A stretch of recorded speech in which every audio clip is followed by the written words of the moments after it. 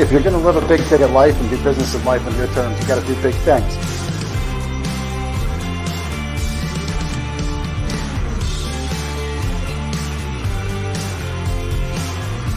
It's that kind of discernment, that kind of focus, that kind of forward thinking that's so important if you're going to succeed in business today.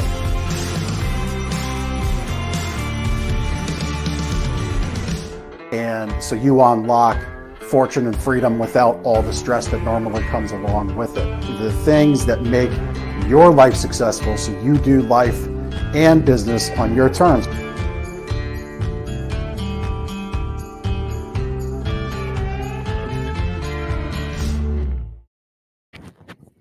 Episode 1, welcome to the Big Ticket Life, where my guests are doing life and business on their terms. They break the rules, they crack the mold, they see opportunities.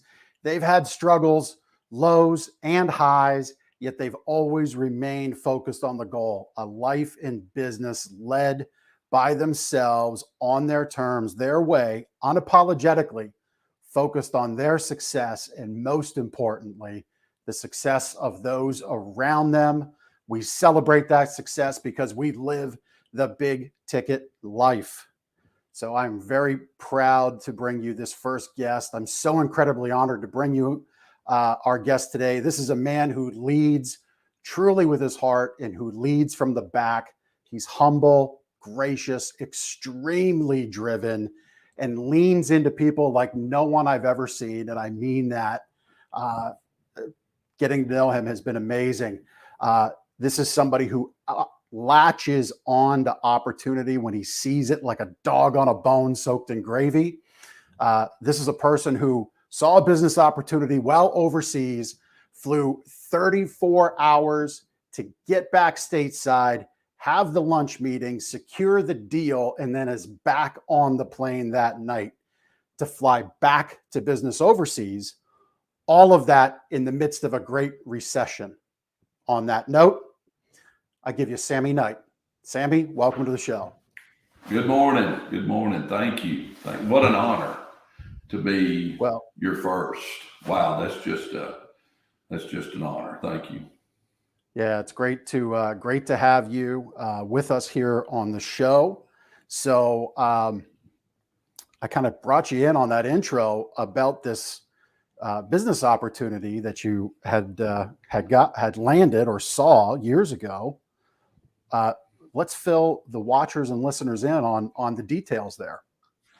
So I purchased my first real estate office. It was a little small mom and pop office a couple of years earlier, and I went to China to work overseas with some friends of mine and a couple of different businesses. And so I lived over there for, 3.5 years, something like that.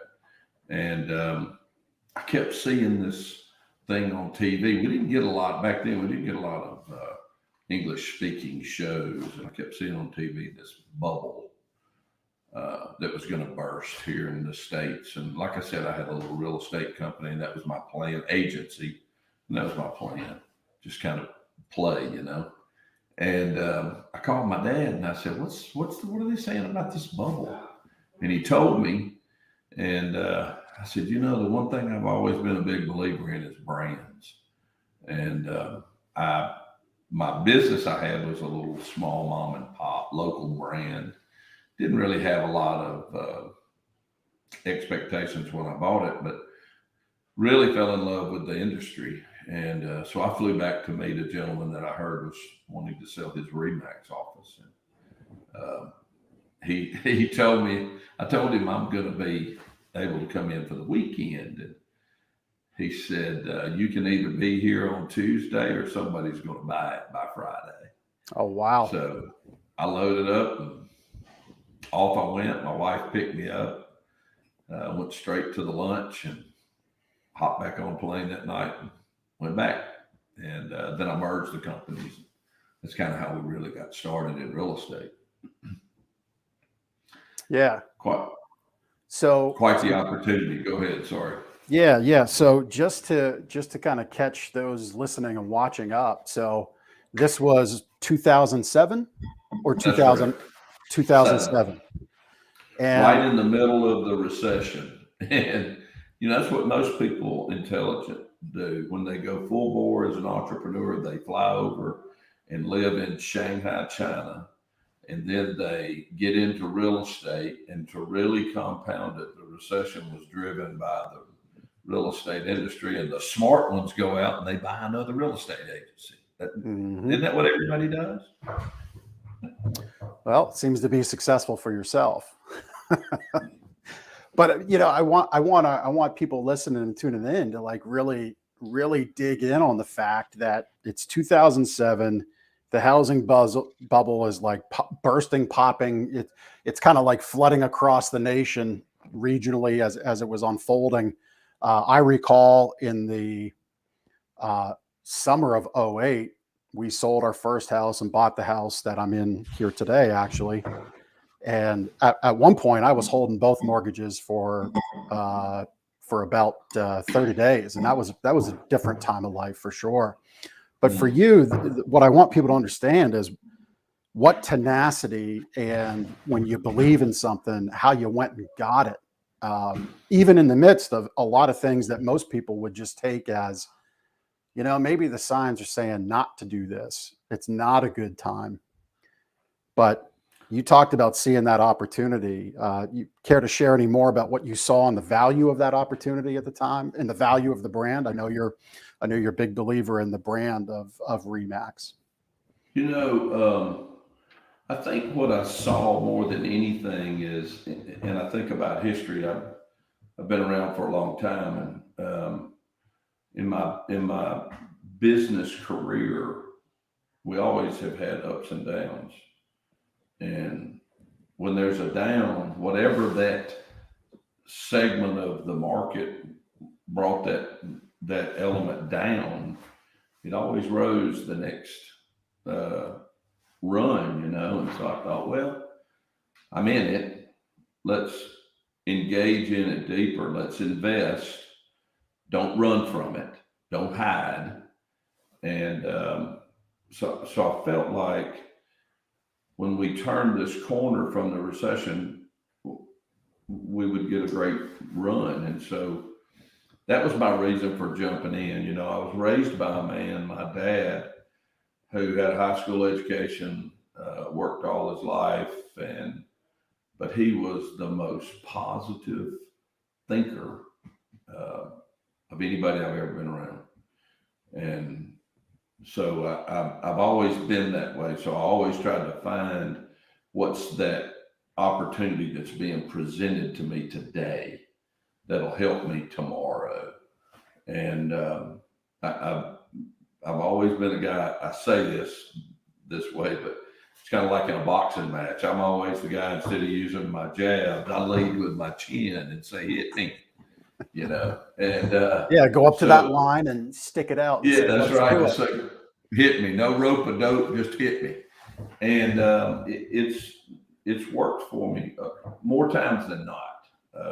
They're not always perfect, and my approach is not always perfect. But I do think that if you're going to engage in anything, especially professionally, if you're just going to sit back and let everybody hand it to you, then you're going to stay status quo and you're not going to grow. But if you're going to lean into it, like my chin, leaning in with my chin, then there's better opportunities. So open your eyes and allow those opportunities to come to you. I had a real good buddy, and years ago he was a consultant for a company I was with.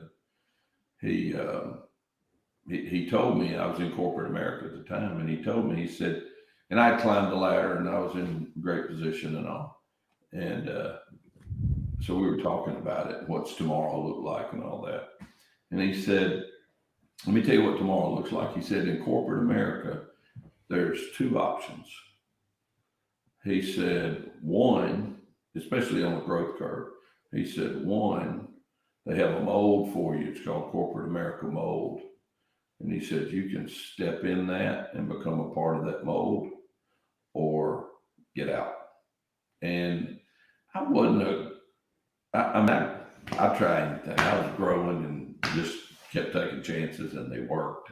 I had incredible people that worked with me, unbelievable associates. I can't describe how fortunate I am to have the people that I've had in my corner. And so I felt like that I better get out of it eventually, because I just didn't think I fit the mold. And ever since he told me that, I always try to take on obstacles, swimming upstream and swimming fast, and I guess that's probably what drove me to do what I did in the real estate. It's driven me to do what I've done all my life. Yeah.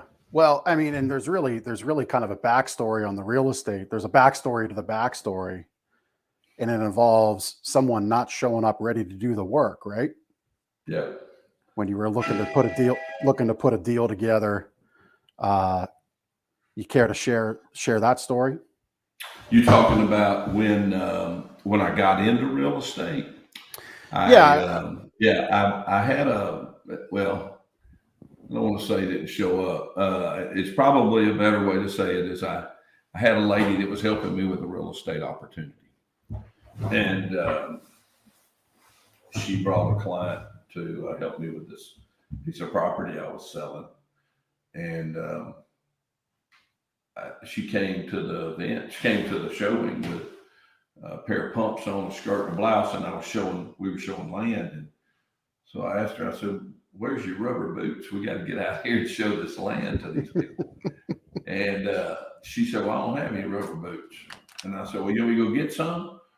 And I said, "My house is right down the road, and I'm sure you got some coveralls or something you can put on, She said, "No, I'm not going to show that land. You are." And clearly, I don't want to say I said, I think I announced to her client that I said, "I'm going to show you this land, but your real estate agent," who happened to be my real estate agent too, "is terrible." She's not prepared. Yep. And so I showed the lady the land, and then we came back to the car. And as I walked up, the lady liked the land. She and her boyfriend did. I walked up to my agent and I said, "Hey, I think they're going to give you an offer." And I turned to the lady. I said, "Make sure you give her the offer, because I want her to get the commission." And I said, "But at the end of the day, Joyce, you're terrible at this, and you need to sell it to me." And I was really kidding. And boy, careful what you ask, because about 2 weeks later, she brought me an offer and and a proposal to buy her company. And that's a funny story too. When I agreed to buy the company, I sat down. I didn't know anything about real estate, man. Remember, I lead with my chin. And so I'm signing the agreement, and I've got the check. And she said, "Well, okay, now who's going to be your broker?" And I said, "Well, I will." And she said, "You have a license?" I said, "No." She said, "Well, do you understand the process of being a broker?" I said, "Yeah, I just go down here to the courthouse and apply, and they'll give me a license." And she said, "No." And she explained it to me. I said, "Well, you do it." And she said, "No, that's why I'm selling it. I don't want to do it." And I'm like, "Man, I just bought a company, and I'm not going to be able to run it." So a guy was walking down the hall, and thank God for Jeffrey Hollis, and I jumped out like Spider-Man in front of him and said, "Hey, dude, I'm buying this business, and whatever you do, like, I need a broker. Can I give you 10% of it, and you join in with me?" He said, "I don't even know you." And I said, "Well, here's my name. Here's information. I'm from this town. Ask around." And when I say this part of the story, I always go back to, it's how you treat people. It's going to come back to help you. And so he came back the next day, and he said, "I don't know why I'm doing this. It's the craziest thing I've ever done." But he said, "I asked one person, and that was my father-in-law, who was an attorney in the town. And when he first got out of law school, he started a private practice, and I was his first client as a 16-year-old that had a wreck that wasn't my fault, and my dad hired him." And he told my my first broker, he told him, he said, look, I don't know the young man, but I know the family, and it's a great family, and I trust him. And I don't even know him very well other than representing him when he was 16. And that's how I got started truthfully in real estate. And it goes back to what I always say, I do my best to recognize the people in my life because that's why I'm here. Yep. I would say from getting to know you these last few months. So Sammie and I are in a networking mastermind group called Apex Entourage. There are, as you flourish in the group, because that's what happens, right? If you do the work in our group, you achieve new levels of success. So we're in executives together, which is one of the upper levels of the group. When you do the work, things like that happen. And, I've gotten to know Sammie, and the thing that I immediately clued into is, I'm going to call it your God called and given, but called, because I think you've recognized that your ability to see opportunity in people, see the best in people, recognize things, and I kind of focused in on the realtor story, the lady with the shoes and in the skirt, not to pick on women at all.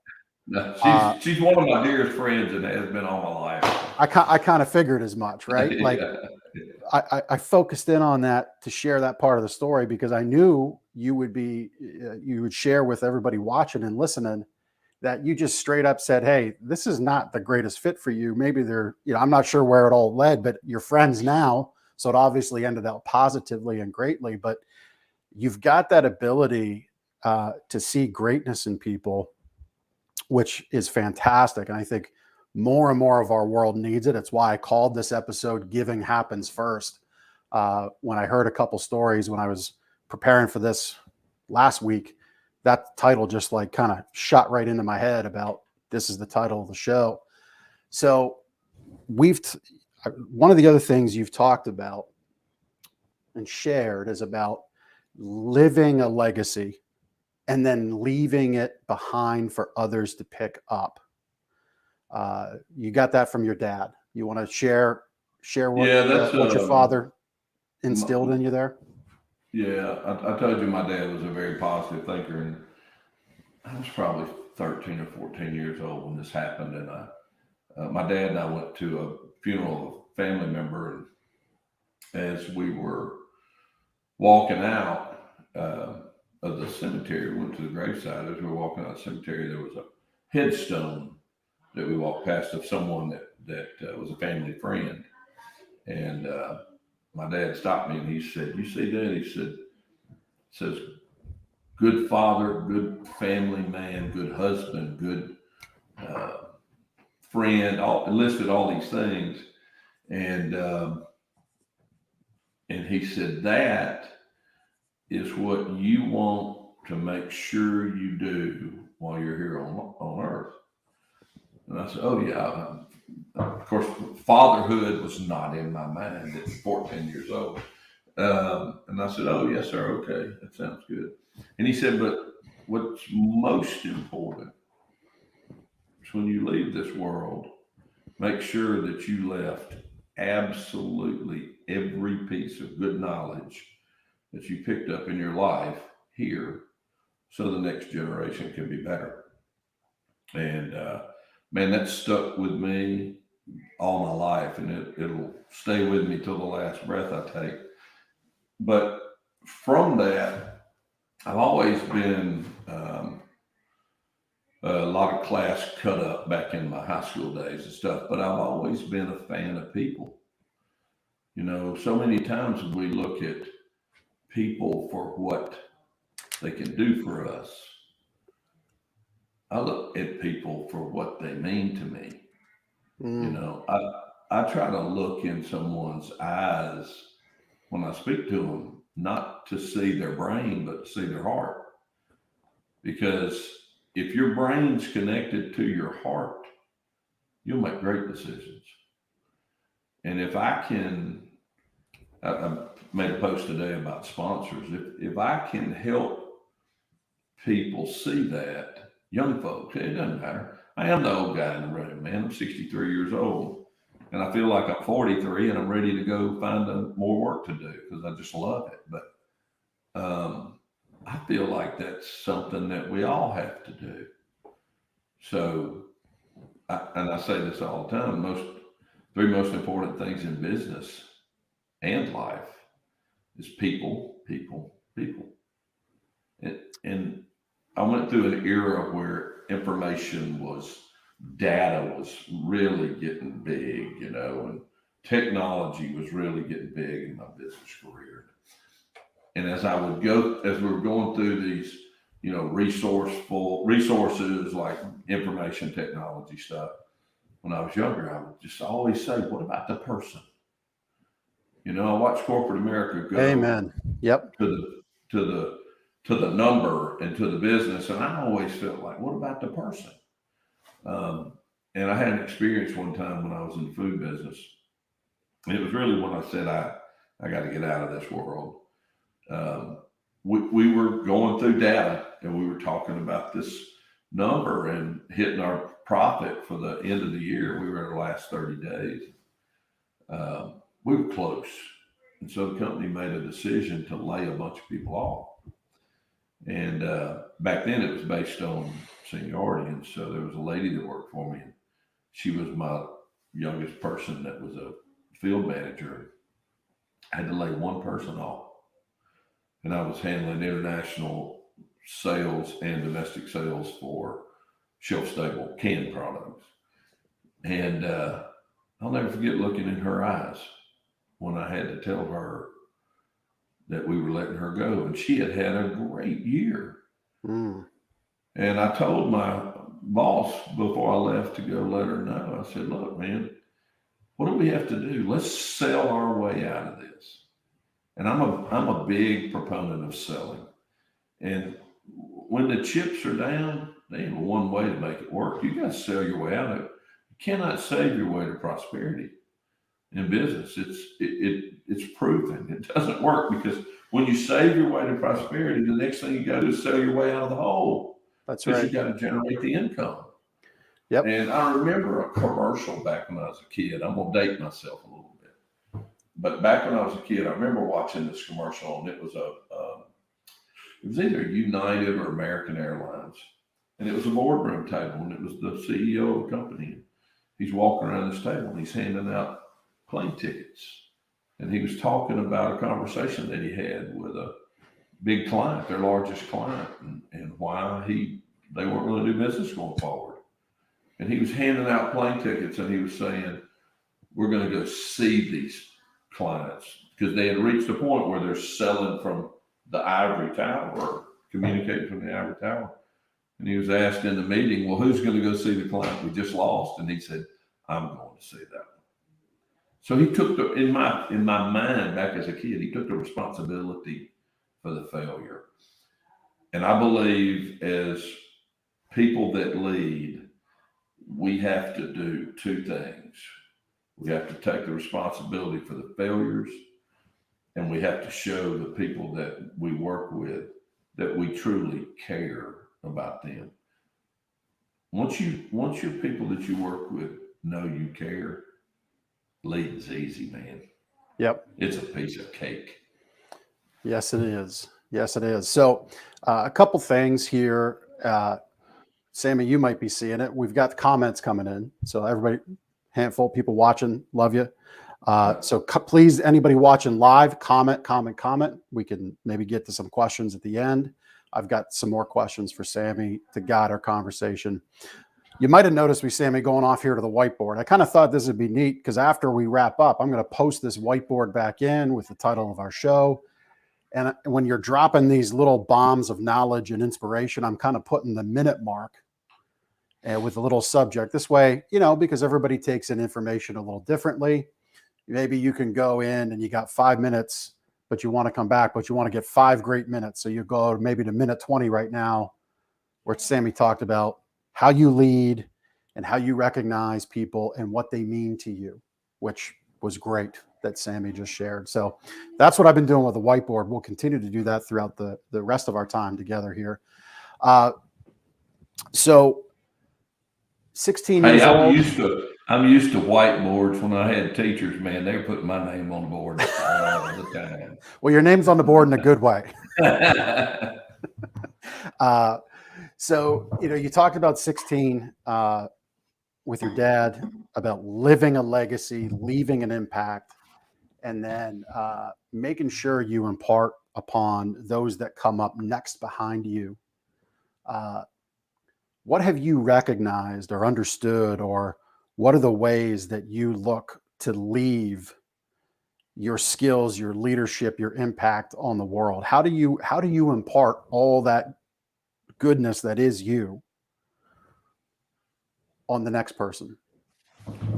Well, let me tell you something. I'm not all that goodness. I had a lot of mistakes and I made a lot of bad decisions in my life. But the people that I've had the pleasure of being associated with in life, I've always, in business, I've always been a believer that my number one job is to work myself out of a job. That when I go into the position that I have, whatever it may be, that I either can't advance until I work myself out of a job here. And what I mean by that is finding the right person to take my place. That's an obligation I always felt like I had to the company, whether it's company that I may own or when I was in the past in corporate America. And so I go into all of my business opportunities with that intent, not so I can quit working, so I can step aside and let the next person grow, and then teach them and share with them things. When you share things with people, they don't have to do it.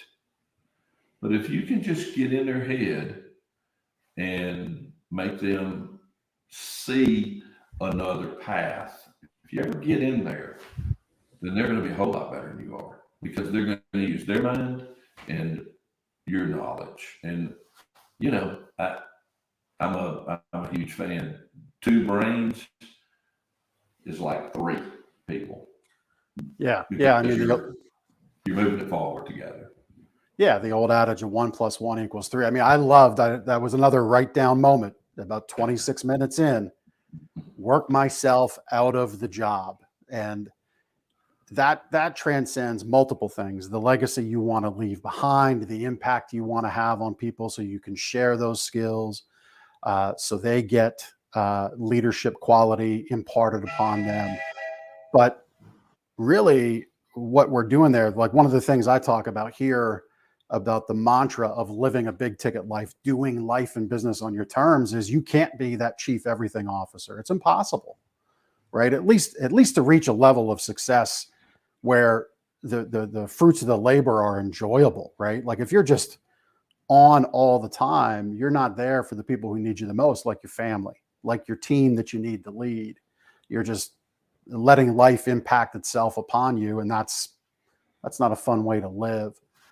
I really love that line. Seek to I'm going work to give you a myself. thought on people that I've had the pleasure of working with. This is my view, and I'm kind of an analogy guy.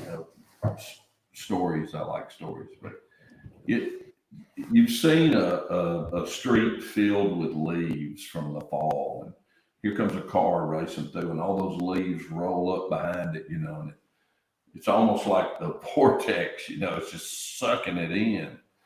And then you look back and those leaves have opened up and they're laying on the side. I think about people like that. I don't want to create an environment where I look over my shoulder and I'm just sucking them in through the speed that I'm running. And when I look back, I see a bunch of dead bodies laying on the side. That's not the world that I envision. I want to be able to look over my shoulder and say, my gosh, look how green that pasture is. Yep. I want to be able to look back one day and say, holy cow, look how successful those people are. I have so much fun watching people grow. It is the coolest thing in business that have had the pleasure of doing is seeing people. I mean, little things like finally being able to go buy their first car. Yep. And if I had the slightest bit to do with that, man, what an honor that they gave me. It's just that, and that just drives me. And I've always been driven that way. Yeah. Now I had my days where I wanted to really go in there and stick my thumbs in my suspenders and let them pop and go, I did that. But I never really did. I just took the chances, and all these other folks made it happen. Ain't no doubt. Yep. Well, I mean, that's the mark of leadership, when you are truly interested in the ability to see yourself succeed, but the ability to instill success in others. You know, I actually just penned, well, not penned, I typed out a letter because my penmanship is horrible.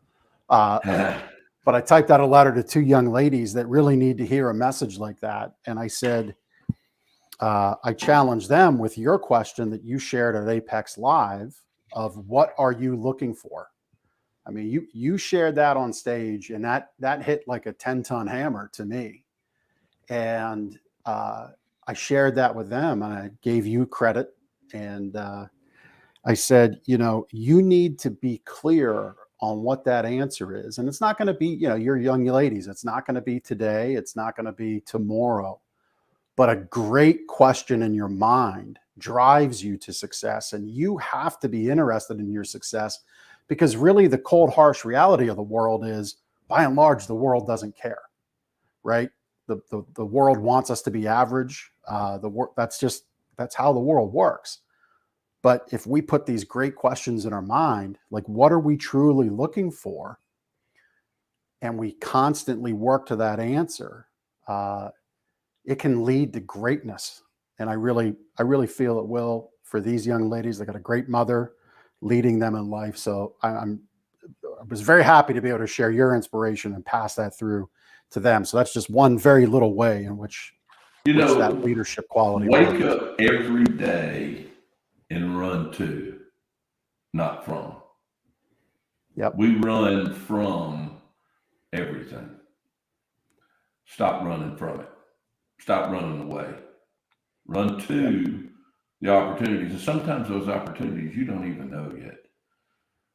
But you got to burn in your gut. Look, I'm a guy that hits my knees every morning. I didn't do that all my life. I do now, and I'm proud of it. You got to burn in there. There's something on the outside that's causing that burn. And that burn's telling you to run to something better every day, not run from. Yep, absolutely. Just going to make another note to put on the board there. I'll get the picture out. It's kind of like the Cliff Notes, right? That's what the whiteboard's called. So you've got a number of businesses. You've got your real estate brokerage. You're an appliance repair. I mean, you've got a number of things going on. Share with people watching and listening, which one has you the most excited now, and why? I'm sure they're all important to you. Wow. But what's scratching that itch for you right now? Yeah. I think what's scratching the itch for me right now is growth, and what is that next frontier? So the businesses I have, they each have a different excitement for me. One's fairly set, processes and everything's in place, and it's just tweaks from here to there. And that one is helping all the people that are here grow and, work me out of a business. And if they want to buy it, I'll help them buy it. I've sold one recently. The guy came to me, he said, man, I really want to buy it, but I don't have any money. I said, well, let's not worry about the money right now. Let's talk about what you're going to do with the business. And he told me, and I just loved his idea. And he said, now, how am I going to pay you? And I said, man, that's easy. We'll figure that out in the business. Because what you're telling me is good growth. And I said, you're going to have plenty of money in the business. So let's make this work. And that's an honor to see. That's tremendous. So I have some businesses that are growing like a gangbuster, like my mortgage business, and what's driving me there is purely the growth and where do we go to the next place, because we're exploding and we've been doing that a short time. But I think if I had to pin one thing, it would be, and I keep going back to people, but it would be, how do I set these businesses up so the people that are leading the charge can own them? I don't have an intent to sell my businesses. I have an intent to buy and build. And I'm an old guy. I don't have to do it. Just have to make a living. And so each one of my businesses, the leadership in the companies are all in my will. That if I die, they get it. Wow. And I have a life insurance policy, so there's never confusion on each one of them that goes to my wife. She don't need it, but it'll go to hers. All the documents are signed by the lawyer, and they own it. They don't have to worry about my wife waking up one day and I'm gone and having to sell it out from under their feet. And what happens to them? They worked hard for it, man. That is incredible. So that's the way I set them up. So that kind of stuff is really what scratches my itches, is how do we grow it so when they get it, you know? Yeah, I mean, what you just heard right there is where the true intersection of words and actions meet, people. I mean, this is somebody who's talked and who will continue to speak and talk and impart on others, to lean into people, give to people, believe in people, bring out the best in them so they mean the most to you, all in a positive way. And right there, what you just heard about the structure of leadership in his business and the succession plans is really just incredible. I mean, it really is. And we don't need to spend a lot of time on it, because I don't think it's an active part of your day right now. But the vest you got on, for those that don't know, so Sammie was an equity partner, had minority equity, minority ownership in the Mossy Oak outdoor sportsman clothing brand. We actually were camo designers. Now, this is not a Mossy Oak, and trust me, the only reason I'm wearing this non-Mossy Oak camo is because I like the garment. That's the only reason. But I am a huge Mossy Oak fan still to this day. Boy, that was such a great opportunity, and to be a part of a company that grew the way we did, and it continues to grow. It's just phenomenal. And I have a huge passion for the outdoors. My dad liked to fish. He didn't like to hunt. And he took me hunting one time just to introduce me, not to the activity of hunting. There's no doubt in my mind, and I never asked my dad this, but he introduced me to the kind of people you need to hang with in life. And so he took me hunting with a bunch of men that he worked with. And my dad didn't even like to get cold, man. He was a fair weather fisherman, believe me. And it wasn't about what we were harvesting, or didn't harvest. It was about, these are the kind, and I know this for a fact, these are the kind of men that you want to surround yourself with. And they existed in that hunting camp.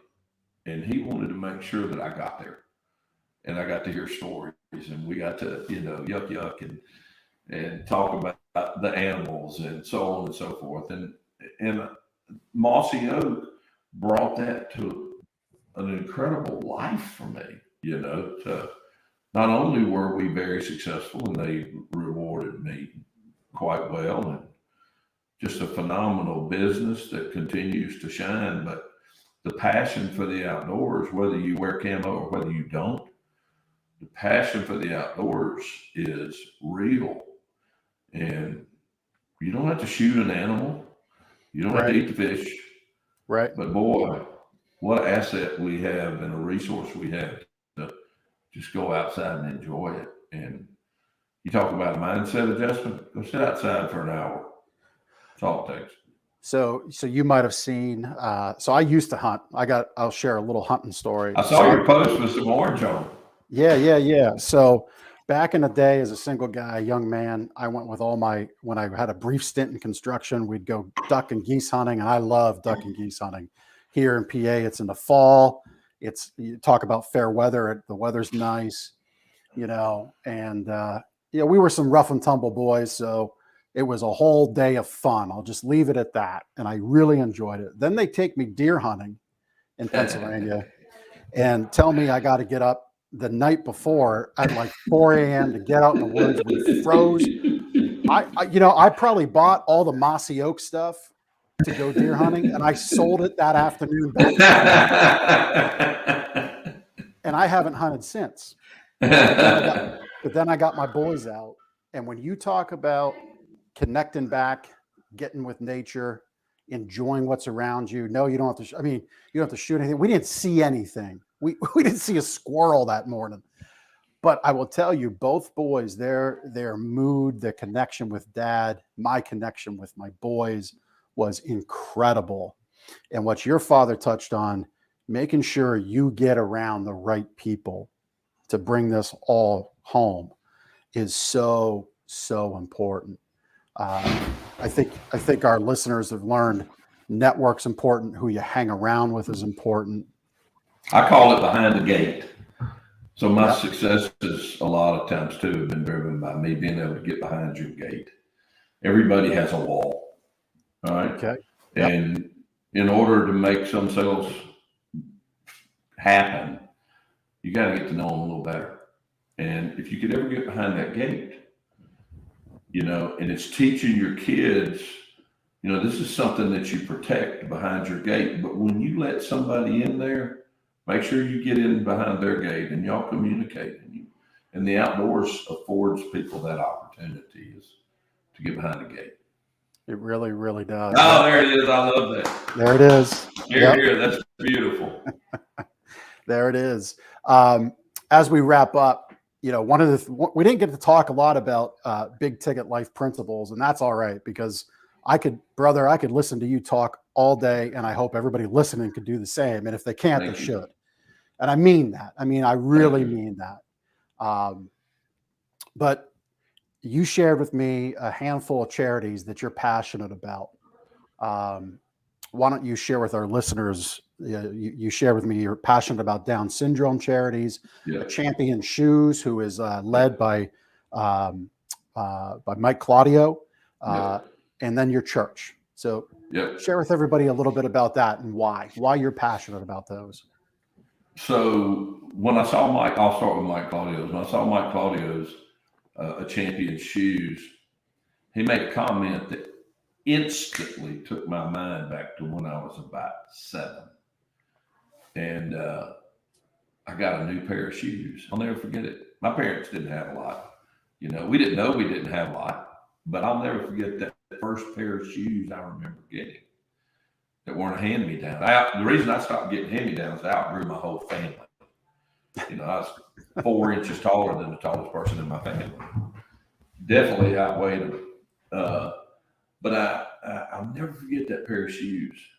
And my dad handed me those shoes and he said, "Son, you're going to be able to run faster." I'll never forget it. And I put those shoes on and wheeled outside in the front yard. I ran as fast as you could imagine. I was a world-class sprinter, even though I'm so slow, they timed me with a sundial. But I'll never forget that. And Mike Claudio said that, and I said, "I'm in. I'm going to help." And I'm still helping him, and I'm trying to introduce him to some folks. Just an incredible charity. I love what they're doing. They're trying to help kids have a new pair of shoes. And my gosh, I'll never forget that. I just never will. So great organization. Then Down syndrome. I've always been a supporter. I have a friend here in town that has a Down syndrome child. And this guy is kind of a hard ass. And he had his Down syndrome child. When they had their Down syndrome child, I watched that guy change into just somebody I didn't know. His heart went from being like the Grinch, this little thing, to being on the outside of his body. It got so big. Yep. And I thought, man, that is so cool. And that young man has such a dad now, and they're so connected. Then I met Dan Constantino, and his daughter Stephanie has Down syndrome, and I fell in love with Stephanie. He had Stephanie send me a video one time that said, "Hey Sammie, I love you." Man, my heart just fell out of my chest. I put her on my Dream 25 list. I want to get to know her better. Yep. Yeah. Children and as they grow into adults with Down syndrome, but children especially, their language of communication is love. I've got a business friend, Ari Galper. He's actually based in Australia. His son, Toby, that's where I learned that from. Your children with Down syndrome, that's how they communicate, is with love. And at times it might feel like or be a little much, but to your friend who kind of had the heart of the Grinch and then grew 10 times big and on his chest. I mean, when you said that, that's a no-brainer to me why that transformation happened, because children with Down syndrome, they just have this innate ability. It almost goes with that extra chromosome. I think that extra chromosome is love and expression and happiness and joy. And it just takes a little bit of patience to see it. And it's no surprise that you, with your ability to see greatness in people, see that as something to support. That's awesome. Well, obviously, I fell in love with Dan and his wife too, and pushed to help them achieve some goals. And then my church, like I say, I wasn't.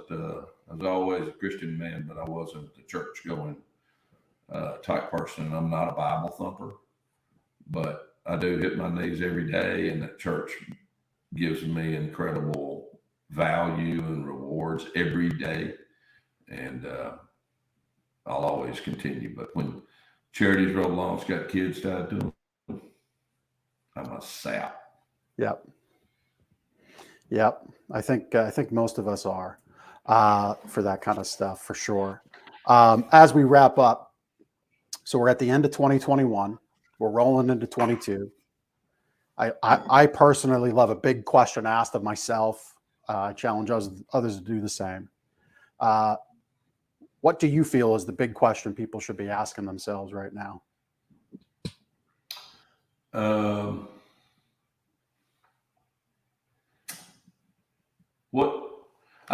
I think the big question you have to ask is, what do I see me in my business, in my personal life, looking like this same time of the year? And if you can make yourself see that, then what's wrong with saying, how do I see myself this same time in 2 years? We oftentimes say we plan a year, but really a lot of times we're planning a target of 3 numbers out there, and we fight each month. I've already put my information to bed for 2023.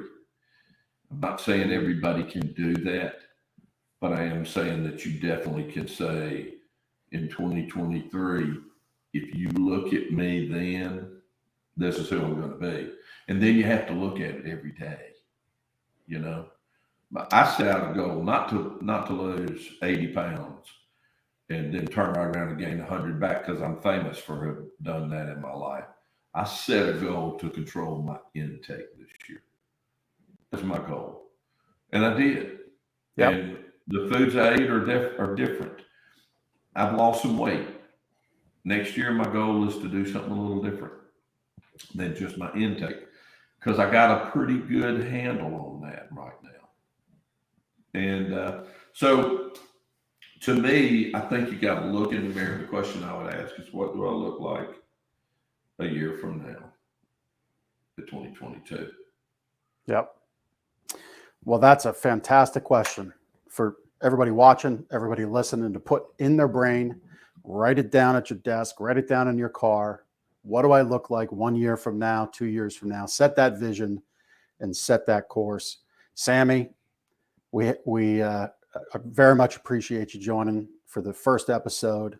I know we put you out of your comfort zone with the technology a little bit, but Hey, but I did pretty good. You got to give me credit, right? you did fantastic. You did fantastic. And for somebody that recognizes greatness in people, I felt I had to get you on the screen to share all that is Sammie Knight with everybody here. Thanks so much for joining us, and really appreciate your time. Merry Christmas to you. Merry Christmas to everybody watching. And we'll see you on the next episode of The Big Ticket Life. Same to.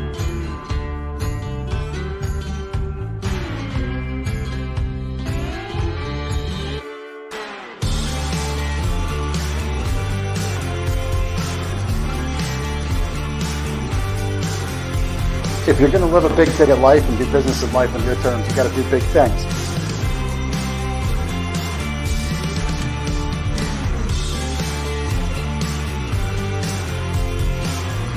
It's that kind of discernment, that kind of focus, that kind of forward thinking that's so important if you're going to succeed in business today.